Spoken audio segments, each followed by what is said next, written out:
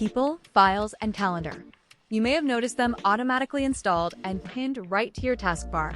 If they aren't visible, just type their names into the taskbar search bar to find them instantly.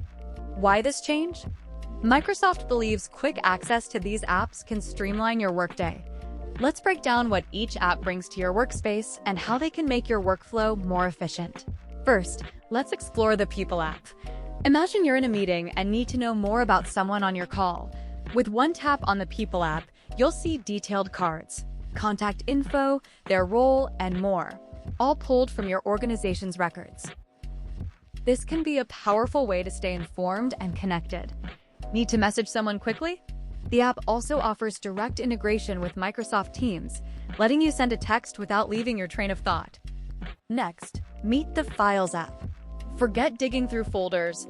Files, powered by Copilot technology, can surface the documents you need with surprising accuracy. It intelligently displays your recent files right away, whether they're on your organization's drives or OneDrive.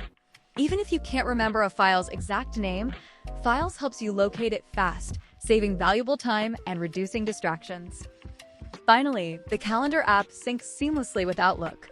Open it to see all your upcoming meetings, deadlines, and events right from your taskbar.